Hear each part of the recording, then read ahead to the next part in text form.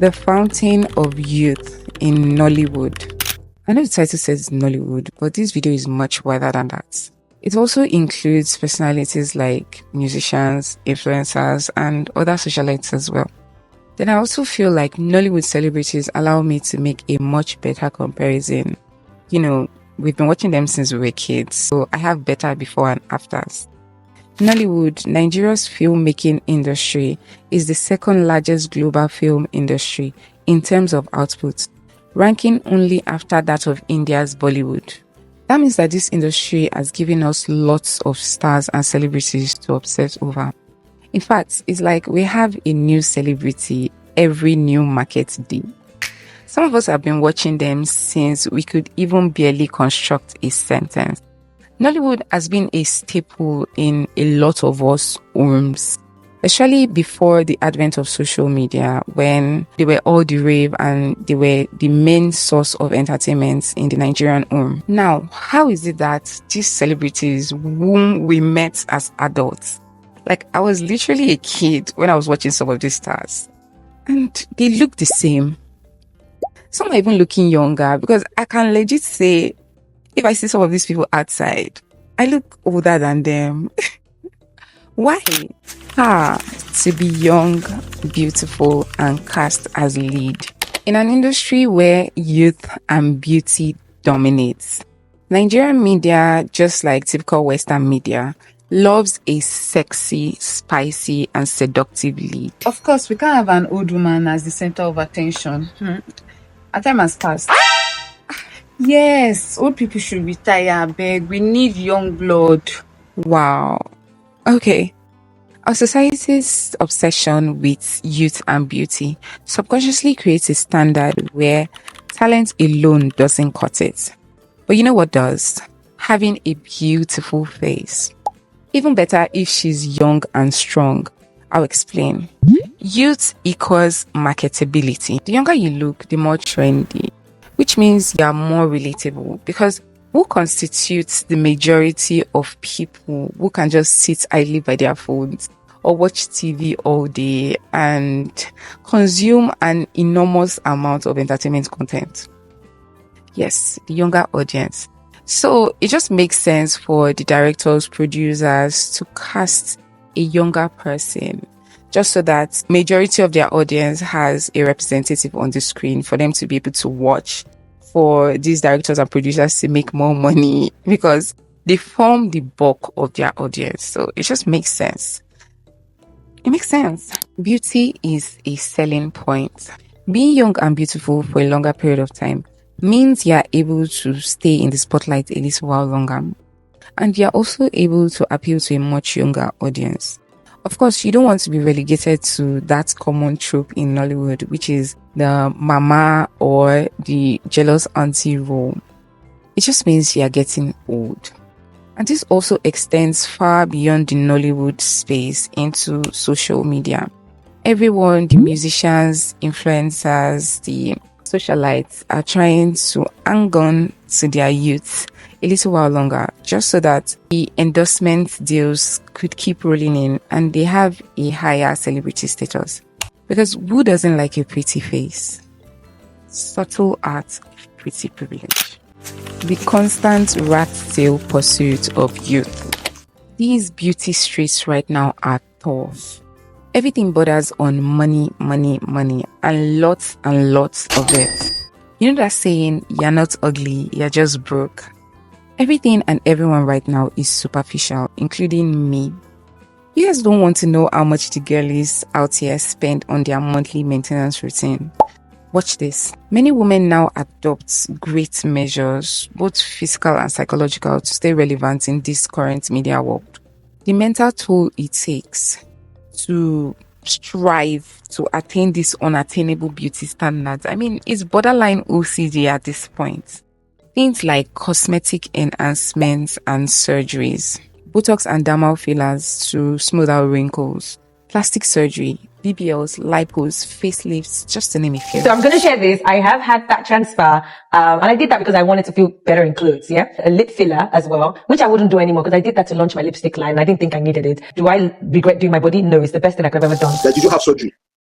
Yes, yes, I did. And I was open about it. I think I told them on the first week, and I said it's heavily. You even did your body before you got into the house. I did it for myself. I did it to like enhance my confidence. I know I wanted to look good in what I wear. I'm into fashion and I have to have a certain type of body.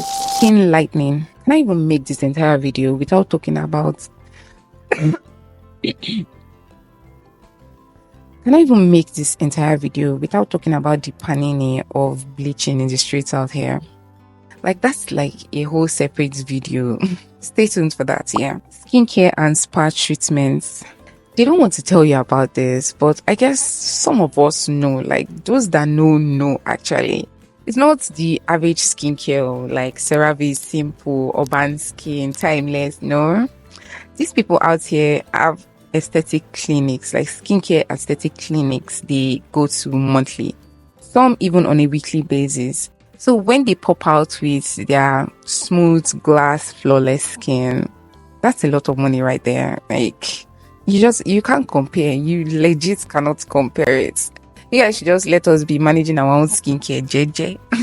Let's manage our own though, because it's not the same. When I'm saying this skincare thing, people would think that, but I use skincare, like I use sunscreen, this, that. These people are going for celebrity facials.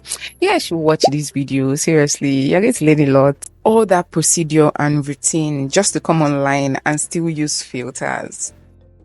Like my 14-year-old sister will say, like, why do you have to do makeup when you're still going to use filters? And I just tell her that you don't understand. Like, you legit cannot understand. When you get there, you understand. Because I'm also guilty of this. So, no judgment too. Because I do this too. Aging in women versus men. Ageism is equal to the bias against aging, which is particularly visible in the limited opportunities for older individuals. According to a 2023 article by Annenberg, I hope I pronounced that right, Annenberg School for Communication, the way aging is portrayed in the media, a disease, a disaster, a decline in value, is often dismissive and discriminatory, particularly when it intersects with gender. After all, it has long been a cultural norm that older men are distinguished, while older women are diminished in societal value and erotic appeal. The stark contrast.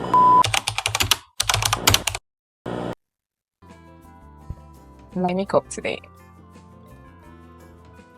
Period. The stark contrast in how men and women are allowed to age, both in reality and in media portrayals, reveals deeply entrenched bias. And it also deeply affects how women perceive themselves in terms of worth, beauty, and relevance, basically. Older men are sometimes called silver foxes. And who comes to mind when you think of our zaddy in Nigeria? Like, who is our zaddy? Who is our zaddy? Yeah. RMD. Men in media are often described as aging gracefully, aging like fine wine. Their aging is seen as adding depth, charisma, and even sex appeal. They are allowed to have wrinkles, grey hair, get bald, lines, the whole 9 yards. But their female counterparts have to look like porcelain dolls or their career is over. Or you tell them to go and start acting mama in the village. Why? How many middle-aged women still get to be lead with complex stories and character depth? Not many, huh? But RMD still gets to retain lead roles till today. It almost seems like them getting older enhances their image. Like it does something for them. We see them as zaddies. But for women, it's like once you're 35, I used to be acting at 35. The career is almost over. Like it's on its way out.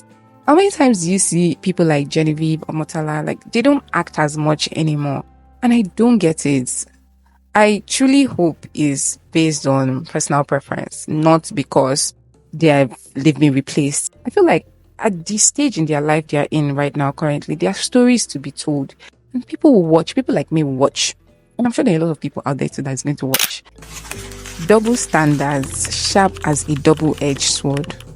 Now that we've talked about the biases and pre-existing prejudices of Nigerian women and their portrayals in the media, can we blame the women? Can we fault them for wanting to cling on to their youth for much longer? Like, can we judge them for lying about their age just so that they can retain their main character moments for much longer? I'm guessing no.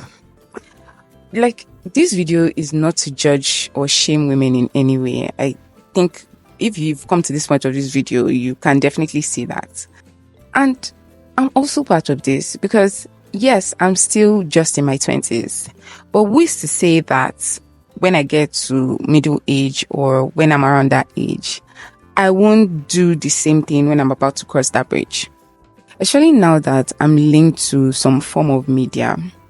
Like right now, my face is basically my brand, and I would do anything, just about anything, to keep it this way for as long as I can. So what's that the essence of this video? Nothing. Like, I just came here to talk about it. I'm just kidding. So what do we do? Like, what do we do about this? First, let me say this. This movie on Prime Video, like, I've forgotten the name right now, or it's a starting point for this conversation. I love how they made Shafi Bello like that girl, like she's my girl. Like, I know she's like older than me, but she's my girl. I love to see her in movies. Like, she's let me just call her my mom, just because I'm a respectful Nigerian. But I love how they portrayed Shafi Bello as the main character just as much as her daughter. They really fleshed up her character. And they kind of gave her a love triangle. So there were two men fawning over her. Like, those are the kind of things I love to see. It's so beautiful to watch. Like, the movie was perfectly captured. And yeah, you should watch it. It's a really great movie. But yeah, we need to start from somewhere. Like, these people, they have stories. Like, those ages have stories to tell. So we need to dismantle stereotypes of aging, meaning get out of the spotlight and, you know, your career is dead and over. You don't mean nothing again. Like, just go and rest, or you come back and be playing mama in the village role. I'm tired of watching mama in the village role. I need to see middle-aged women do it right. And let me just say this. I get it that, you know, at some point we have to create space for newer generations to come in. And there's absolutely nothing wrong or bad in playing mama in the village role. But not all the time. Like, we would like to see these people have, I've said it before, we like to see them have love interest and just flesh up their character. Let them have more main character moments. We've seen Hollywood do this with people like Viola Davis, Tara G.P. Ensign, Octavia Spencer. They get to act in more varied, complex roles. I feel like Nollywood should take a cue from their handbook. Another thing I would also like to touch on is the viewer's perspective and the role they play in all This girl, this. you started again. What the audience do? See. Well, you people, the target audience, don't actually like aging as a concept. You guys love to pick apart these people when they try to be real and themselves. You make comments like, oh, she's getting old. Why is she trying so hard? When, you know, the person in question is trying to do these things that we've mentioned, like the cosmetic enhancements, just so that they can stay marketable and relevant in the media. But you guys still pick at them. All that keeps on pushing the narrative that aging is bad and shameful, when in fact it's as natural as the air we breathe. Like, it's part of the human experience. And their stories need to be told as well. As a society, we have deeply ingrained issues. As a society, we have deeply ingrained biases that we must challenge. And most of it is subconscious, because I bet you don't know you are doing these things when you're doing them. It's almost like social conditioning to see aging as this concept that is inevitable. But at the same time, I know a lot of us see aging as something that is beautiful on other people, not very much on ourselves. And it just kind of leads to chaos. We don't like to see it on ourselves. I know there was a time I had almost, let me just call it, a healthy fear of aging. Like, I was always picking apart everything. Like, social media did not even do much for me in that aspect. In fact, it made my body image issues worse. Like, subtly and also subconsciously, we all dread aging. And in fact, aging should be celebrated. It's not a flaw, it's a privilege. Like, we as a society, and I know this is not just a societal thing, it's a worldwide thing. Or I speak on my society, which is Nigeria and Nollywood and my media space. So we need to embrace aging and see it as a concept that it's somewhat a privilege, because no matter how much you want to feel like you have aged people around you, not everyone gets to experience that. So we need to embrace aging. Basically, I've said too much. Well, you guys should catch me on Instagram, TikTok, Twitter. It's at Fati. And I'm deeply passionate about lifestyle, fashion on there. So if you want to check me out, you can do that on that space. Link will be in the description. And also share your thoughts down below. But remember to keep it respectful, because at the block person, make I just say you. I'm not very good at pidgin, but anyway, that's the end of the video. See you guys later. Bye. I'm a cutie. I'm a cutie. I'm a cutie. I'm a cutie.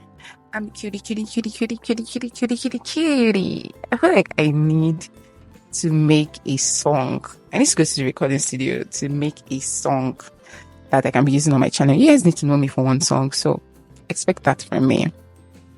Yeah. Bye.